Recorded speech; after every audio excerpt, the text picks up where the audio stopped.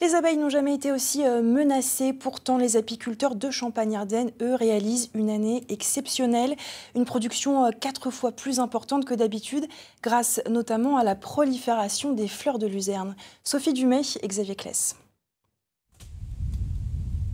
Cette année, la récolte de miel va faire date. Et pour cause, sur des ruches équipées d'un système de pesée, les apiculteurs constatent des poids incroyables, 4 fois supérieurs à une année moyenne.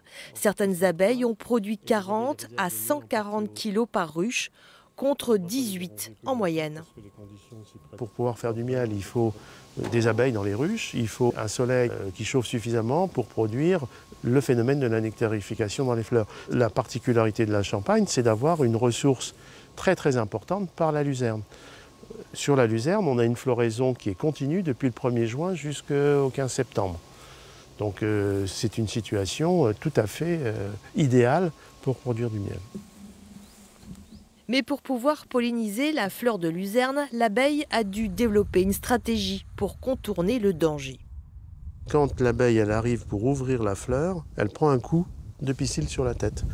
Donc elle passe sur le côté pour pouvoir aller chercher le nectar sans être trop affectée par le coup de pistil qu'elle reçoit. On a besoin de grandes surfaces de luzerne pour pouvoir produire du miel en quantité importante.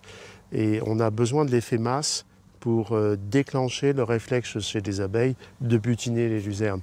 Quelques plants isolés, ça n'a pas d'importance, ça n'a pas de fonctionnement biologique. Ce qui offre un fonctionnement biologique, c'est la masse de fleurs. En France, 80% de luzerne déshydratée est produite en Champagne-Ardenne. Pour se diversifier, le groupe sucrier Cristal Union s'est lancé dans la luzerne depuis l'année dernière. La luzerne est très importante dans la région. Elle représente en Champagne-Ardenne environ 40 000 hectares. C'est pratiquement 10% de l'assolement. Donc il y a un intérêt agronomique et il y a aussi un intérêt en termes de biodiversité pour les cultures de nos adhérents. L'apiculture et l'agriculture ne peuvent que se développer ensemble sous peine de rompre ces équilibres naturels et agronomiques.